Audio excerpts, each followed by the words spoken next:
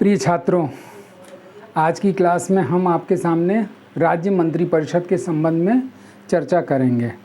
जैसा कि इसके पहले वाले वीडियो में हमने राज्यपाल के बारे में चर्चा किया हुआ था, जो कि स्टेट गवर्नमेंट या राज्य कार्यपालिका के रूप में वो वीडियो अपलोड है। अब आज में जैसे कि राज्य कार्यपालिका में हमने राज्यपाल, राज्य मंत्रिपरिषद और महाधिवक्ता को शामिल किया था, तो उसमें राज्यपाल वाला टॉपिक आपका कंप्लीट हो चुका है। अब जो वीडियो प्रस्तुत करने जा रहा हूँ वो है आपका राज्य मंत्रिपरिषद। तो आप लोग चैप्टर का नाम बना सकते हैं राज्य मंत्रिपरिषद।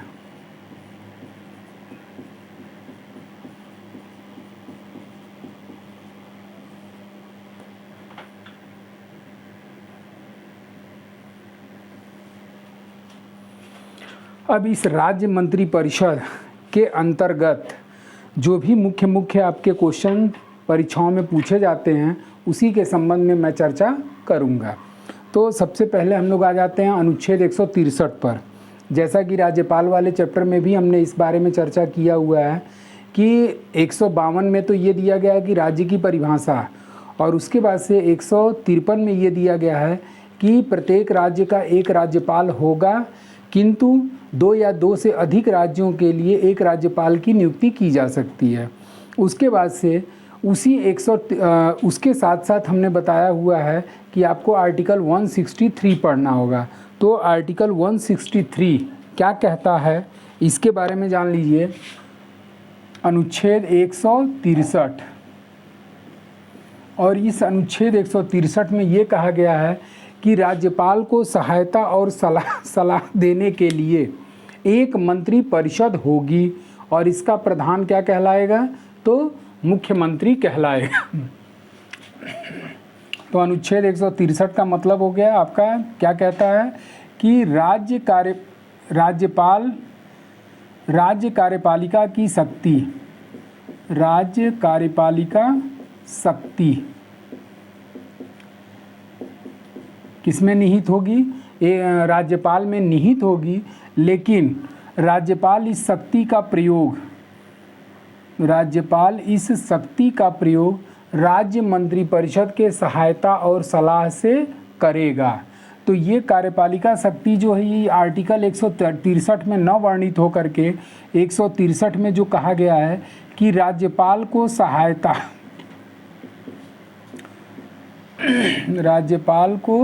सहायता और सलाह देने के लिए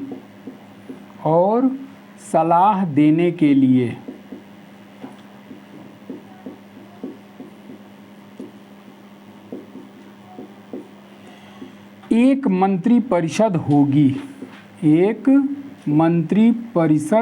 होगी, और इस मंत्री परिषद का जो भी प्रधान या मुखिया होगा वो क्या कहलाएगा?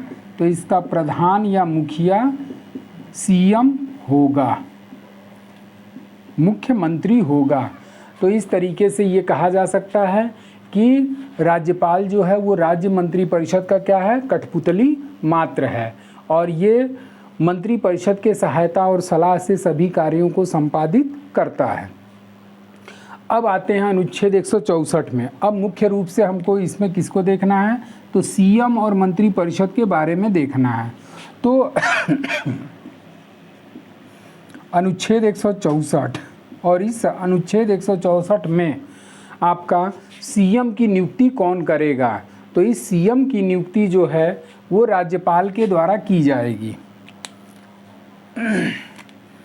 तो इस सीएम की नियुक्ति कौन करेगा? राज्यपाल करेगा। राज्यपाल। सीएम के अलावा चूंकि जो मंत्रिपरिषद होती है वो भिन्न भिन्न प्रकार के मंत्रियों से मिलकर गठित होती है, तो इस मंत्रिपरिषद का जो मुखिया होता है वो क्या कहलाता है? मुख्यमंत्री कहलाता है। और इस मंत्रिपरिषद में अन्य मंत्री भी शामिल होते हैं, अन्य मंत्री। तो उस अन्य मंत्रियों की जो नियुक्ति होगी वो भी नियुक्ति किसके द्वारा की जाएगी? तो वो भी नियुक्ति आपका राज्यपाल के द्वारा।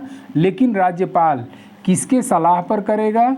तो सीएम के सलाह पर करेगा। मतलब मुख्यमंत्री जो है वो जिन जिन व्यक्तियों को नॉमिनेट करेगा जिस जिस मंत्रालय के लिए, वो सभी मंत्रालय के मंत्रियों की नियुक्ति किसके द्वारा की जाएगी? राज्यपाल के द्वारा की जाएगी। और राज्यपाल ऐसे मंत्रियों की नियुक्ति किसके सलाह पर करता है? तो मुख्यमंत्री के सलाह पर करता है। अब ये जो मंत्रिपरिषद का नाम आ रहा है, तो ये मंत्रिपरिषद पहले समझ लीजिए कि ये मंत्रिपरिषद कितने प्रकार के मंत्रियों से मिलकर गठित होती है। तो मंत्रिपरिषद जो होती है ये 3 प्रकार के मंत्रियों से मिलकर गठित होती है। और इस 3 प्रकार के मंत्री में कैबिनेट मंत्री, दूसरा होता है राज्य मंत्री, और तीसरी जो कैटेगरी होती है वो उपमंत्री की होती है। इस कैबिनेट मंत्री में कौन लोग शामिल होते हैं? तो कैबिनेट मंत्री में जो भी व्यक्ति शामिल है वो अपने विभाग का सर्वे सर्वा होता है।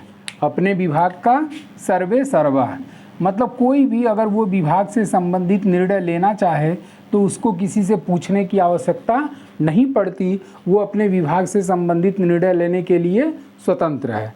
उसके बाद से राज्य मंत्री की श्रेणी में ऐसे मंत्री शामिल होते हैं जो अपने विभाग से संबंधित निर्णय कैबिनेट मंत्रियों के से पूछकर करते हैं। यानी कि अब राज्य मंत्री में क्या हो गया कि कैबिनेट मंत्रियों के सलाह पर, कैबिनेट मंत्री के सलाह पर कार्य, मंत्री के सलाह पर। अब अगर ये इस तरीके से नहीं समझ में आ रहा है तो आप इस तरीके से समझ लीजिए कि ए नामक एक व्यक्ति है और उस ए नामक व्यक्ति को कौन सा किस कैटेगरी का मंत्रालय दिया गया? तो कैबिनेट मंत्रालय दिया गया। दूसरा व्यक्ति जो है वो बी नामक व्यक्ति सेम मंत्रालय, जैसे कि मान लीजिए कि कृषि मंत्री है, कृषि मंत्री, और ये ए नामक व्यक्ति को कृषि विभाग दिया गया, लेकिन उसको किस कैटेगरी में शामिल किया गया है? कैबिनेट मंत्री की श्रेणी में शामिल किया गया है। बी नामक व्यक्ति को भी कौन सा मंत्रालय दिया गया? तो कृषि मंत्रालय दिया गया। तो अब ये जो बी नामक व्यक्ति है, ये जब भी कृषि से संबंधित कोई डिसीजन लेना होगा तो वो किसके सलाह पर करेगा? तो ए नामक व्यक्ति के सलाह पर करेगा। तीसरा आपकी जो कैटेगरी है वो है आपका उपमंत्री, और ये उपमंत्री की श्रेणी में जो भी मंत्री शामिल है वो कैबिनेट मंत्रियों के सहायता करता है, कैबिनेट मंत्री की सहायता।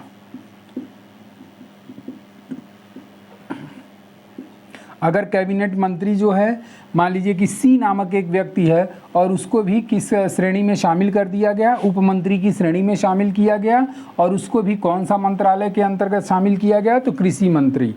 तो अब ए नामक व्यक्ति जो है, ए नामक जो कैबिनेट मंत्री की श्रेणी में शामिल व्यक्ति है, वो सी नामक व्यक्ति को ऑर्डर कर सकता है कि आप फलां फाइल तैयार करके ले करके आएँ, या इस तरीके के कार्यों को तत्काल आप संपादित करने का कष्ट करें। तो उस कंडीशन में उपमंत्री जो है उस प्रकार की फाइल या उस तरीके के कागजातों को तैयार करके तत्काल प्रोड्यूस करता है।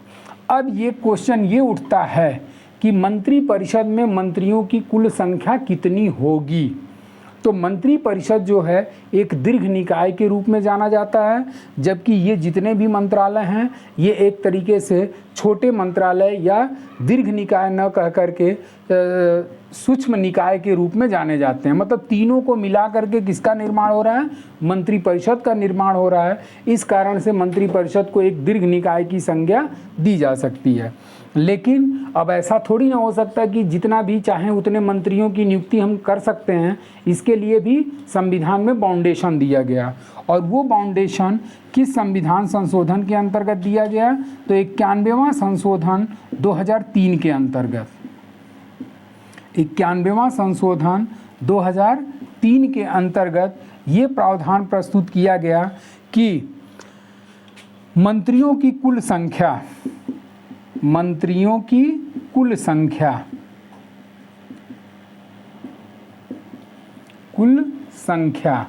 कितनी होनी चाहिए? तो तो मंत्रियों की जो कुल संख्या है वो विधानसभा के कुल सदस्य संख्या के, विधानसभा के कुल सदस्य संख्या के, कुल सदस्य संख्या के 15% से अधिक नहीं होगी, 15% से अधिक नहीं। इस पर क्वेश्चन आपका कई परीक्षाओं में आ चुका है और इस पे ध्यान दीजिएगा कि 91वां संविधान संशोधन 2003 के अंतर्गत ये कहा गया कि मंत्रिपरिषद में मंत्रियों की कुल संख्या विधानसभा के कुल सदस्य संख्या के 15% से अधिक नहीं होनी चाहिए। इसी तरीके का प्रावधान आपका लोकसभा और राज्यसभा या संसद में भी है कि संघ की कार्यपालिका में मंत्रिपरिषद में मंत्रियों की कुल संख्या लोकसभा सदस्य संख्या के 15% से अधिक नहीं होगी। तो इस तरीके से ये आपका अनुच्छेद 163 की अनुच्छेद 163 के अंतर्गत राज्यपाल को सहायता और सलाह देने के लिए एक मंत्रिपरिषद होगी और इस मंत्रिपरिषद का मुखिया या प्रधान क्या कहलाएगा? मुख्यमंत्री कहलाएगा। उसके बाद से इस मुख्यमंत्री की नियुक्ति राज्यपाल के द्वारा की जाएगी और अन्य मंत्रियों की नियुक्ति मंत्रिपरिषद में अन्य मंत्रियों की नियुक्ति राज्यपाल जो है वो मुख्यमंत्री के सलाह पर करेगा। यहाँ पर आपका एरो मार्क आ गया, तो सीएम के सलाह पर कौन करेगा? तो राज्यपाल के द्वारा किया जाएगा। अब बार बार मंत्रिपरिषद शब्द का उल्लेख आ रहा है, तो इस मंत्रिपरिषद में 3 प्रकार के मंत्री शामिल होते हैं जिसे कैबिनेट मंत्री, राज्य मंत्री और उप मंत्री के रूप में शामिल किया जा सकता है। और इसमें ही 91वां संविधान संशोधन 2003 के अंतर्गत किया गया और इसमें यह कहा गया कि मंत्रिपरिषद में कुल मंत्रियों की संख्या विधानसभा सदस्यों के 15% से अधिक नहीं होनी चाहिए। अब जो 164 के बाद से जो अगला अनुच्छेद आता है वो है आपका अनुच्छेद 165 और 165 में किस चीज़ का वर्णन किया गया है? तो अनुच्छेद 165 के अंतर्गत महाधिवक्ता का वर्णन किया गया है।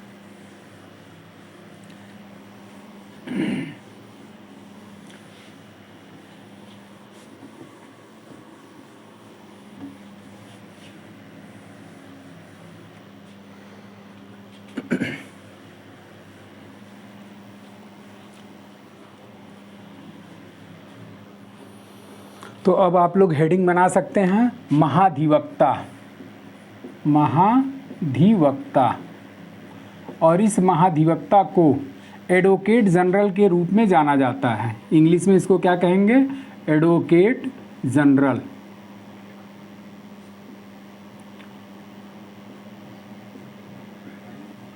और ये महाधिवक्ता संबंधी प्रावधान किस अनुच्छेद में दिए गए हैं? तो महाधिवक्ता संबंधी प्रावधान संविधान के अनुच्छेद 165 में वर्णित है। संविधान के अनुच्छेद 165 में वर्णित। और जो संविधान के अनुच्छेद 165 में वर्णित किया गया है इसमें महाधिवक्ता जो होता है वो क्या होता है? तो महाधिवक्ता जो होता है वो राज्य सरकार का सबसे बड़ा कानूनी अधिकारी होता है। तो 165 में क्या लिख लेंगे आप लोग कि राज्य सरकार का सबसे बड़ा कानूनी अधिकारी, राज्य सरकार का सबसे बड़ा कानूनी अधिकारी।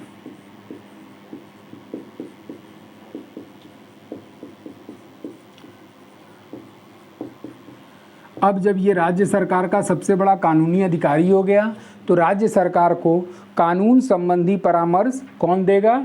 तो महाधिवक्ता के द्वारा प्रदान किया जाएगा। इसका कंपैरिजन हम केंद्र सरकार के महान्यायवादी से करेंगे, लेकिन सबसे पहले महाधिवक्ता के बारे में हम लोग समझ लेते हैं, उसके बाद से इसी का कंपैरिजन कर देंगे, तुलनात्मक अध्ययन कर देंगे। तो संभावना ये रहेगी कि आपका महाधिवक्ता और महान्यायवादी दोनों एक साथ आपका क्या हो जाएगा? कंप्लीट हो जाएगा। अब आते हैं इस महाधिवक्ता की नियुक्ति किसके द्वारा की जाती है? तो इस महाधिवक्ता की नियुक्ति कौन करेगा? राज्यपाल करेगा, राज्यपाल करेगा। अब जब राज्यपाल करेगा तो क्या राज्यपाल किसी भी व्यक्ति को महाधिवक्ता के रूप में नियुक्त कर सकता है? नहीं। राज्यपाल जो है वो उच्च न्यायालय का न्यायाधीश, उच्च न्यायालय का न्यायाधीश नियुक्त होने की योग्यता रखने वाले, योग्यता रखने वाले व्यक्ति को, मतलब ऐसा व्यक्ति जो उच्च न्यायालय के न्यायाधीशों की जो योग्यता दी गई है उस योग्यता को अगर वह व्यक्ति फुलफिल करता है तो उस कंडीशन में राज्यपाल उस व्यक्ति को महाधिवक्ता के रूप में नियुक्त कर सकता है। अब ये जो उच्च न्यायालय के न्यायाधीश की योग्यता जो निर्धारित की गई है इसको आप लोग चाहें तो डिटेल देख सकते हैं। उच्च न्यायालय का जो हमने चैप्टर दिया हुआ है उसी उच्च न्यायालय के न्यायाधीशों की क्या योग्यता होनी चाहिए, वो जितनी भी योग्यता दी गई है उसी योग्यता को अगर कोई व्यक्ति फुलफिल करता है तो राज्यपाल उस व्यक्ति को महाधिवक्ता के रूप में नियुक्त कर सकता है। उसके बाद से अनुच्छेद 165 के खंड 2 में ये कहा गया है कि महाधिवक्ता जो होगा वो राज्य सरकार को कानून संबंधी परामर्श देगा। तो अनुच्छेद 165 का खंड 2, 165 का खंड 2, ये जितनी भी चीज़ें हैं ये किस में दी गई हैं? ये अनुच्छेद 165 के खंड 1 में। और खंड 2 में क्या दिया गया है? खंड 2 में ये दिया गया है कि राज्य सरकार को कानूनी संबंधी परामर्श देगा, राज्य सरकार को कानून संबंधी परामर्श देगा, कानून संबंधी परामर्श देगा। तो ये आपका अनुच्छेद 165 के खंड 2 में कि चूँकि ये जो महाधिवक्ता होता है ये राज्य सरकार का सबसे बड़ा कानूनी अधिकारी होता है, तो राज्य सरकार इस कानून का अगर कोई किसी प्रकार के कानून संबंधी राय लेना होगा तो उस कंडीशन में ये अपने महाधिवक्ता को पकड़ेगा और राज्य सरकार उसके संबंध में कानून संबंधी परामर्श ले सकता है। उसके बाद से अनुच्छेद 177 सीधे आ गया, कौन सा? अनुच्छेद 177। और 177 में ये कहा गया है कि महाधिवक्ता जो होता है वो विधानमंडल के किसी भी सदन का सदस्य नहीं होता, लेकिन जब सदस्य नहीं होता तो वो विधानमंडल की कार्यवाही में भाग ले सकता है, अपना विचार रख सकता है, किंतु मतदान नहीं कर सकता।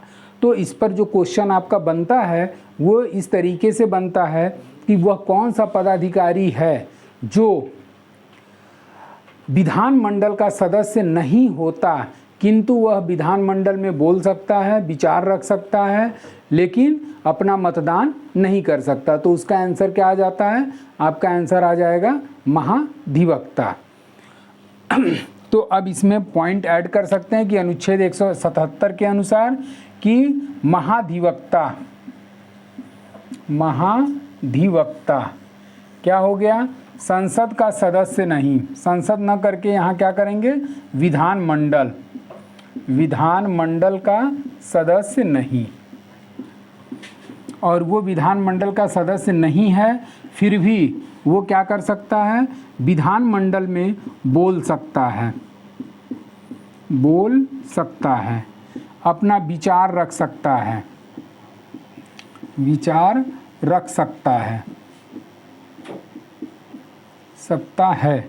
किंतु मतदान नहीं कर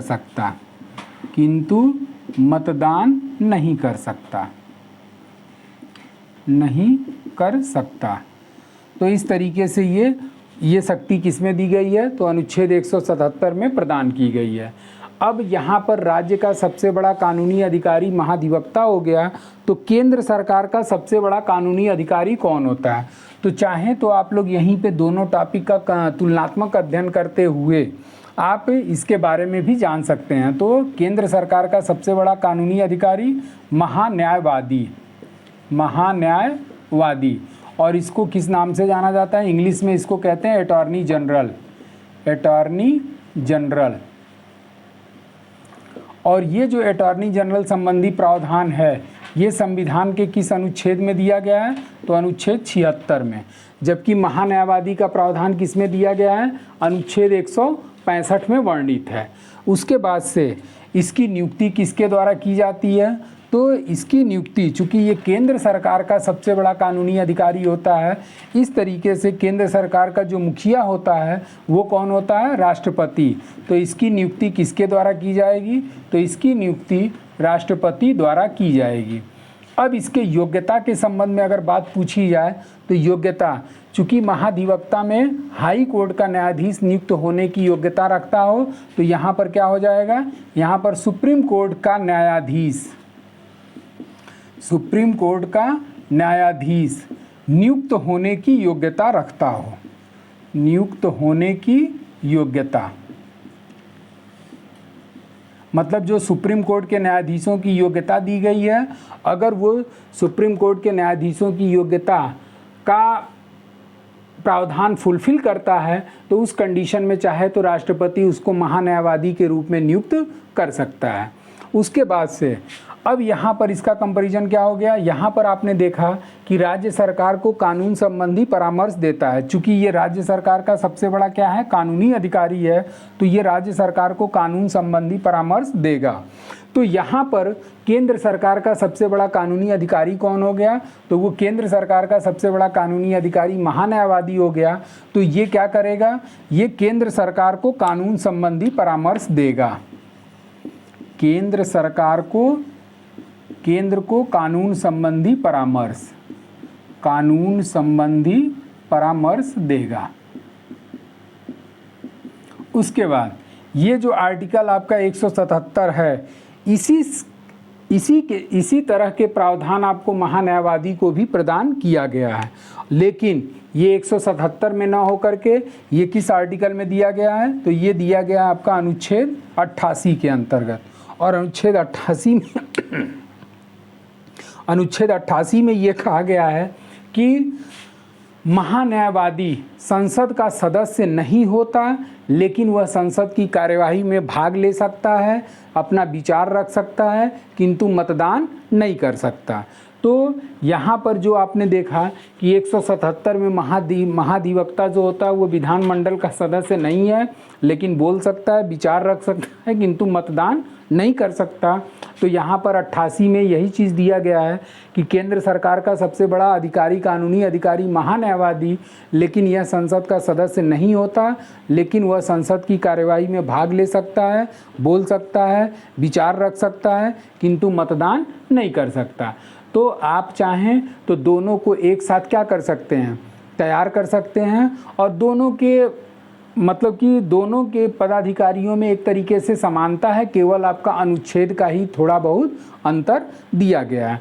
अनुच्छेद के साथ साथ एक आध पॉइंट जो है, राज्य का मुखिया जो राज्यपाल है यहाँ राष्ट्रपति हो जाएगा, तो बाकी में लगभग समानता है। अगर दोनों को एक साथ ले करके चलेंगे तो ये दोनों टॉपिक आपका कंप्लीट हो जाएगा। अब आते हैं हम लोग जो ये महाधिवक्ता होता है, ये महाधिवक्ता भारत के किसी भी न्यायालय में सुनवाई करने का अधिकार रखता है, राज्य के किसी भी न्यायालय में। इसके साथ साथ राज्य के अलावा, जैसे कि ये होता है कि केंद्र सरकार और राज्य के सरकार के मध्य अगर किसी प्रकार का विवाद उत्पन्न होता है, केंद्र सरकार और राज्य सरकार के मध्य किसी प्रकार का विवाद उत्पन्न होता है, या राज्य वर्सेज राज्य के मध्य किसी प्रकार का विवाद उत्पन्न होता है, तो केंद्र सरकार का वकील के रूप में कौन काम करेगा? तो केंद्र सरकार का जो प्रतिनिधि या वकील के रूप में कार्य करेगा वो महान्यायवादी होगा, और जिस स्टेट से केंद्र सरकार का विवाद उत्पन्न हुआ है उसका वकील कौन होगा? तो वो आपका महाधिवक्ता होगा।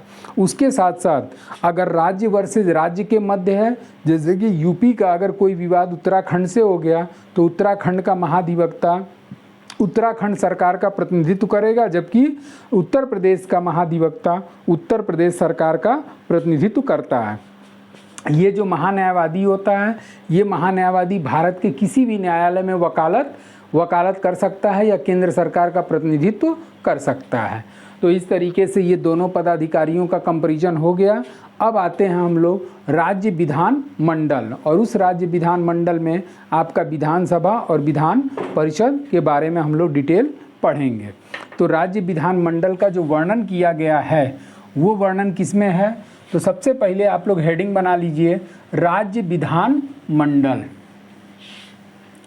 हेडिंग आप लोग डाल दीजिए, राज्य विधान मंडल।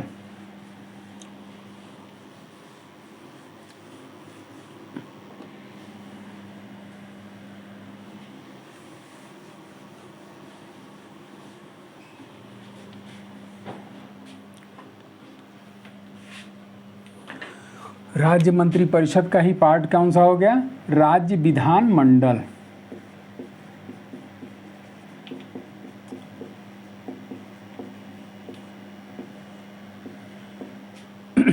अब इस राज्य विधान मंडल का जो वर्णन है ये संविधान के भाग 6 के अनुच्छेद, संविधान का जो भाग 6 है उसी भाग 6 को कई अध्यायों में विभाजित किया गया है। तो उसी संविधान के भाग 6 के अनुच्छेद 168 से 212 के मध्य, अनुच्छेद 168 से 212 के मध्य राज्य विधानमंडल संबंधी प्रावधान दिया गया है। तो अनुच्छेद 168 क्या कहता है? तो अनुच्छेद 168 ये कहता है कि प्रत्येक राज्य का एक विधानमंडल होगा। अनुच्छेद 168 क्या कह रहा है? कि प्रत्येक राज्य का एक विधानमंडल होगा। प्रत्येक राज्य का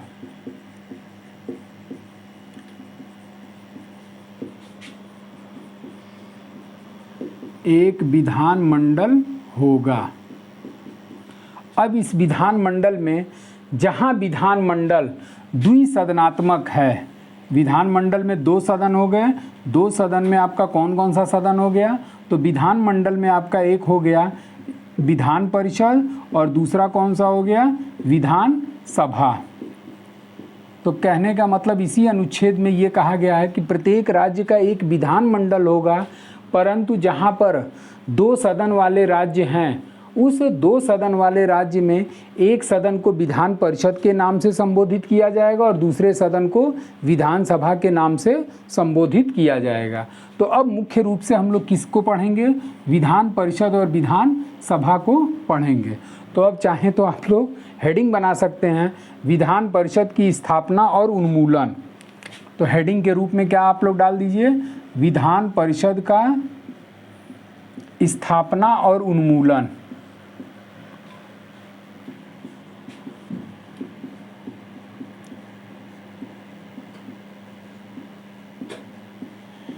और इस विधान परिषद की स्थापना और उन्मूलन संबंधी जो प्रावधान दिया गया है वो आपका दिया गया अनुच्छेद 169 में, अनुच्छेद 169 में। और इस अनुच्छेद 169 में विधान परिषद की स्थापना की शक्ति किसको दी गई है? तो विधान परिषद के स्थापना की शक्ति संसद को प्रदान की गई है। तो अब इसकी स्थापना, विधान परिषद की स्थापना कौन करेगा? तो विधान परिषद की स्थापना संसद द्वारा की जाती है।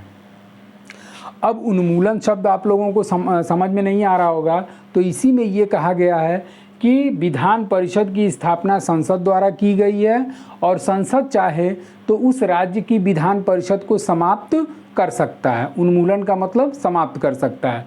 चूँकि विधान परिषद जो है एक स्थायी सभा है, इसे भंग नहीं किया जा सकता परंतु इसे समाप्त किया जा सकता है।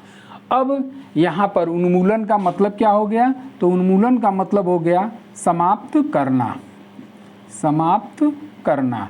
अभी हम इसको और आगे आपको डिटेल में बताएंगे कि उन्मूलन का मतलब क्या। उन्मूलन का मतलब समाप्त करना। तो शुरुआती दौर में जो आपका विधान परिषद की संख्या वगैरह हुआ करती थी, उसके बाद कैसे संख्या चेंज हुई, इसके बारे में हम थोड़ा सा आगे उदाहरण के रूप में आपके सामने प्रस्तुत करूंगा।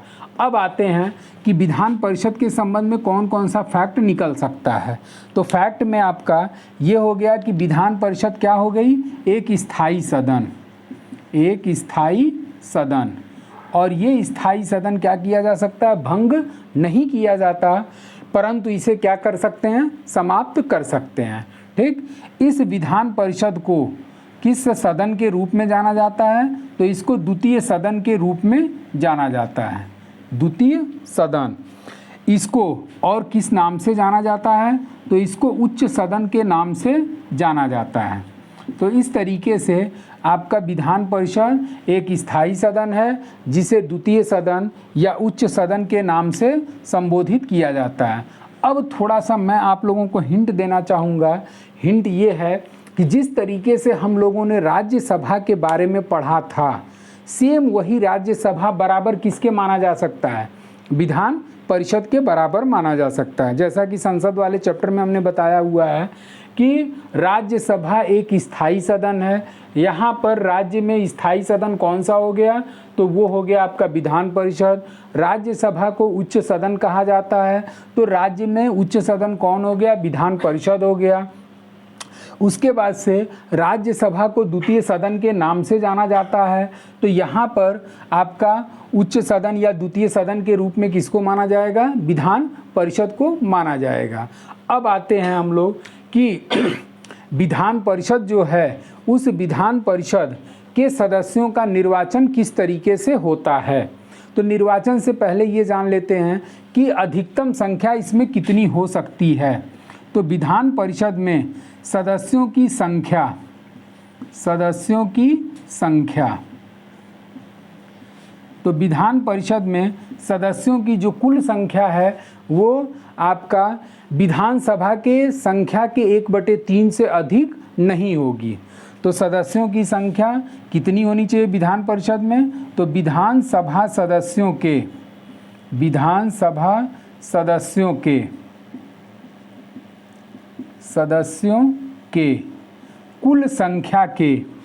कुल संख्या के 1/3 से अधिक नहीं, 1/3 से अधिक नहीं। तो ये तो अधिकतम हो गया। न्यूनतम के संबंध में भी इसमें प्रावधान दिया गया है। तो न्यूनतम संख्या अगर देखा जाए तो विधान परिषद में सदस्यों की न्यूनतम संख्या 40 से कम नहीं होगी।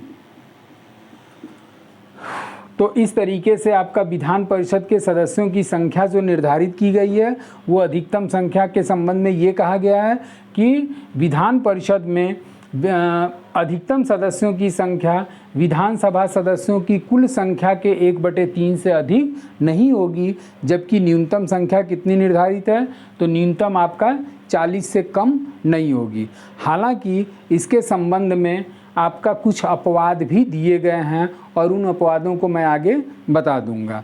अब आते हैं कि भारत के कुल कितने राज्यों में विधान परिषद कार्यरत है। तो भारत के कुल कितने राज्यों में, या इस तरीके से कह सकते हैं कि द्विसदनात्मक वाले राज्य कौन कौन से हैं? द्विसदनात्मक वाले राज्य। और इस द्विसदनात्मक वाले राज्य में क्या क्या शामिल हो जाएगा? तो 2 सदन वाले राज्य कौन कौन से हैं? तो 2 सदन वाले राज्य में आपका द्विसदन तो पहले जान लीजिए कि एक सदन हो गया आपका विधानसभा और दूसरा सदन हो गया आपका विधान परिषद। और ये दोनों सदन वाले राज्यों की कुल संख्या कितनी है? तो 6 राज्यों में 2 सदन काम करता है, जहाँ की विधान परिषद भी कार्यरत है। अब ये 6 राज्य कौन कौन से हैं? तो ये 6 राज्य का एक ट्रिक है और वो ट्रिक के माध्यम से आप आसानी से समझ सकते हैं कि यूपी में आम बिकते हैं, यूपी में आम बिकते हैं, यूपी में आम बिकते हैं। अब ये यूपी में आम बिकते हैं, इसमें आपके 6 राज्य आसानी से निकल करके बाहर आ जाएंगे। एक हो गया आपका यूपी, आ से निकल गया आंध्र प्रदेश, म से महाराष्ट्र, बी से बिहार, क से कर्नाटक और ते से क्या हो गया? तेलंगाना। तो इस तरीके से इन 6 राज्यों में 2 सदन काम करता है, या ये कह सकते हैं कि विधान परिषद वाले राज्यों की कुल संख्या कितनी है? 6 है। और इस 6 राज्य में आपका विधान परिषद भी काम करता है और विधान परिषद भी काम करता है। विधानसभा और विधान परिषद दोनों कार्यरत हैं। अब यही चीज़ पहले जैसे कि यहाँ पे शब्द क्या आया है कि विधान परिषद समाप्त की जा सकती है और समाप्त की जा सकती है, परंतु उसे भंग नहीं किया जा सकता। अब यहाँ पर जब शुरुआत में मैं क्लास लेता था और ये स्थिति आपका सन 2009 की है, और 2009 के लगभग जब मैं इस चीज़ को पढ़ाता था तो ये ट्रिक आज जो हमने बताया, इस ट्रिक को दूसरे रूप में मैं अप्लाई करता था। और वो दूसरा रूप कौन था? तो दूसरा रूप ये था कुंभाजत, मतलब कि विधान परिषद वाले राज्यों को मैं शुरुआत में किस तरीके से पढ़ाता था, उसका ट्रिक कुंभाजत। कुंभाजत की स्पेलिंग KUMBAJT। अब यहाँ पर 1 2 3 4 5 6 7, यानी कि शुरुआती में ये कुल कितने राज्यों में कार्यरत था, तो 7 राज्यों में। और उसका ट्रिक क्या हो गया, कुंभाजत। K for Karnataka, U for UP, M for Maharashtra, B for Bihar, A for Andhra, J for Jammu, T for Telangana. और बाद में तेलंगाना नहीं, तमिलनाडु, ठीक। अब बाद में तमिलनाडु में विधान परिषद को क्या कर दिया गया, समाप्त कर दिया गया।